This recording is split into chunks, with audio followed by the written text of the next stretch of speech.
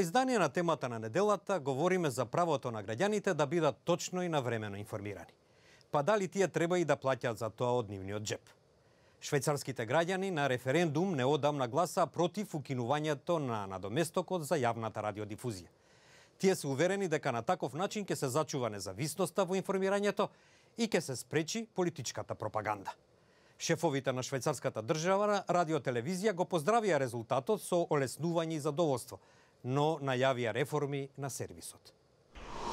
Над 71% швајцарските граѓани и рекоа не на иницијативата No Billag, со која се бараше укинување на надоместокот за финансирање на државната радиотелевизија.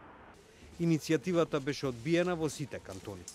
Еден од оние што беа против укинувањето, пианистот Мик Кусен вели. I think it's important to have an independent picture of what's going on in the community, in the world, and in the country. So, and to have a national service, I think helps to have. За разлика од него, Флоријан од спротивниот табор пак вели. I voted for yes because I don't want to pay for state propaganda, which is disinformation on taxpayers' costs. I don't want to pay for this. I'm not convinced that our media is doing a good job these days. That's the reason why. За председателот на државната радиотелевизија Жан Мишел Кина, отфрлањето на иницијативата ја представува волјата на граѓаните да се заштити јавниот радиодифузен сервис.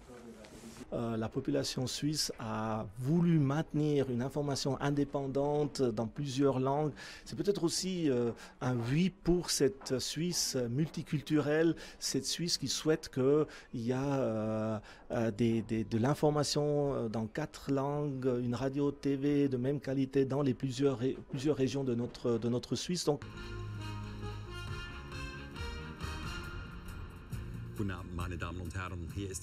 Генералниот директор на јавната медиумска компанија Жил Маршант пак оцени дека кампањата покажала оти се неопходни реформи во компанијата, во која има над 6000 вработени во оваа дигитална ера. Bien sûr qu'il faudra changer certaines choses, il faudra changer beaucoup de choses, mais il faudra le faire de manière professionnelle, de manière progressive. Nous sommes engagés dans ces réformes et nous allons les mener.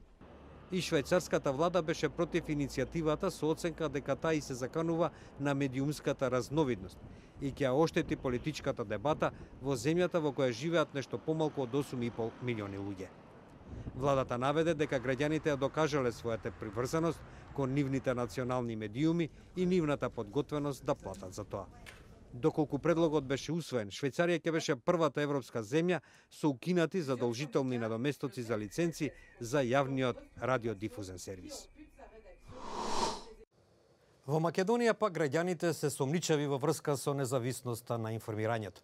Сепак тие велат дека секој ослободување од давачки, како на пример радиодифузната такса, е добре дојдено. Според некои, се додека не се поправи економската ситуација на граѓаните, не може да дојде и до развој на политичката култура, а со тоа и до подобро функционирање на јавниот сервис. Укинувањето на плаќањето на радиодифузната такса нема да влијае на политичката независност на јавниот сервис, велат дел од граѓаните, повикувајќи се на досегашните искуства. Тие посочуваат дека живееме во земја во која за жал политичката волја доминира во сите сфери во општеството, па така и во јавниот сервис, каде тоа особено се чувствува. Така беше и последните неколку години и покрај тоа што граѓаните го финансираа јавниот сервис од сопствениот буџет, велат тие. Луѓето коментираат дека економски сме премногу нестабилна држава и со голема невработеност и оти секој ослободување од давачки им одговара. Мислам дека е добро. Навистина е.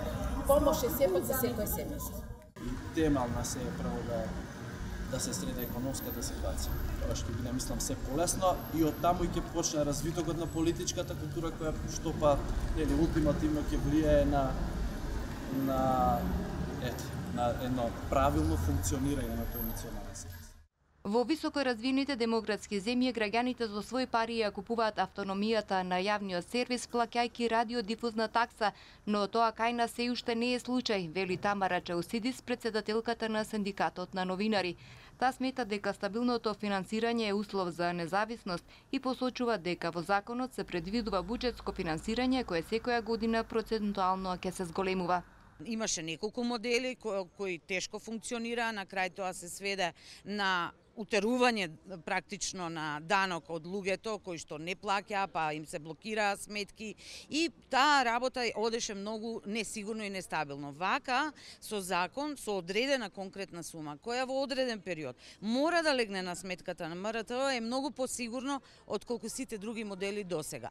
Велам, не е популарно решение, би било многу поубаво да сме демократска земја во која што јавноста ја препознава важноста на независен и стабилен јавен сервис и добар јавен сервис се разбира, па да партиципира со плаќање на радиодифузна такса. Од Центарот за медиуми посочуваат дека со новиот владин проект за укинување на радиодифузната такса и директно финансирање од буџетот, можно е дополнително да се вложи финансиската состојба на јавниот сервис, бидејќи нема да се вложува во подигнување на нивото на програмската понуда и квалитетот, за кој континуирано се укажува дека се неопходни програмски реформи, бидејќи го нема статусот на јавен сервис кој го имаат земјите од регионот.